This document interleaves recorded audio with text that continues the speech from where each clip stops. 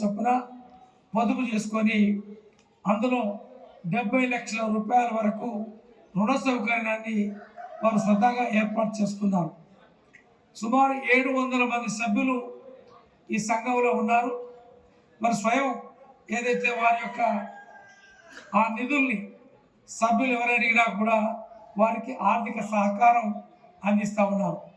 అయితే రైతు సహకార సంఘం ఈరోజు మీ యొక్క ఆధ్వర్యంలో అన్నీ కూడా పాడి గేదెలు కానీ, పాడి పశువులు కానీ, మరి గొర్రెలు కానీ, మేకలు కానీ, కోళ్ళు కానీ, తర్వాత ఇతర అన్నీ కూడా ఏదైతే మన నియోజకవర్గ పరిధిలో వాటిని పెంచే విధానాన్ని, వచ్చే ఆదాయాన్ని అని గమనించి మరి బహుమతులను అందజేస్తూ ఉన్నారు. కానీ ఇంకా మెరుగ గత సంవత్సరం కూడా సంఘ సభ్యులకి, కార్యవర్గ సభ్యులకి వారికి కూడా ఆ రోజులకు చెప్పాం. మన ప్రాంతంలో ఒకప్పుడు పాడి గేదెల్ని ఎక్కువ పెంచి ఆదాయాన్ని ఆ రోజు సంపాదించాం. దాదాపు 70 నుంచి 2000 వరకు, 1970 నుంచి 2000 వరకు, 2000 నుంచి దినదినం తగ్గుతూ ఉన్నాయి పాడి పశువులు కానీ, పాడి సంపద కానీ.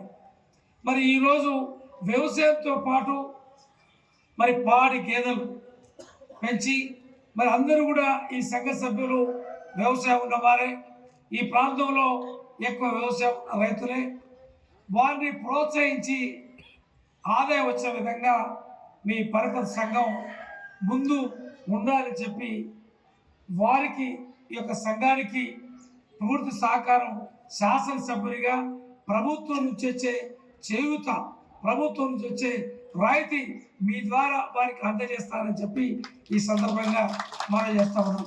ముఖ్యంగా గౌరవనీయులు మాధవరెడ్డి గారు ఈరోజు చెప్పడమే కాదు, ఆయన ఎంతో కూడా కృషి చేస్తున్నారు ఈ నియోజకవర్గానికి. మొన్నటికి మొన్న కూడా మళ్ళీ సీఎం గారితో అడిగి ఒక 30 కోట్ల రూపాయలు తేవడం జరిగింది. ఎందుకంటే రూపాయలు తేవడం జరిగింది. దానితోని పాటు దాదాపుగా ఇప్పుడు ఇక్కడ ఈ ఒక్క నియోజకవర్గానికి ఇంద్రమ్మ ఇండ్లు దాదాపుగా 175 కోట్లతోని తేవడం జరిగింది, ఇవ్వడం కూడా జరిగింది. అది కూడా క్లారిటీగా ఎవరు బీద వాళ్ళు ఉన్నారో, ఎస్టీ ఎస్ఏ కాకుండా బీద వాళ్ళు ఉన్నారో వాళ్ళకు కూడా ఇవ్వడం జరిగింది.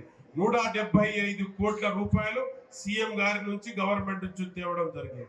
దాని తర్వాత ఇవాళ రైతులకు బోనసే కాదు, నిన్న రైతులకు కూడా 30,000 40,000 రూపాయలు కూడా నిన్న గవర్నమెంట్ నుంచి బోనస్ నిన్ననే అకౌంట్ లో కూడా మీకు అందరికి పడ్డాయి.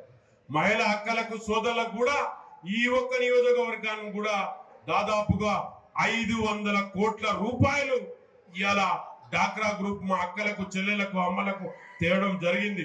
అదే విధంగా కంపల్సరీగా ఇవ్వాలని ఆయన ఎక్కడ కొట్లాడాలో అక్కడ కొట్లాడి తెస్తున్నారు.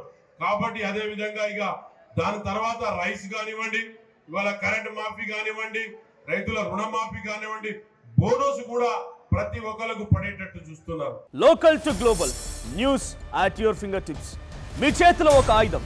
Download Raw TV app. Media legend Ravi Prakash is back.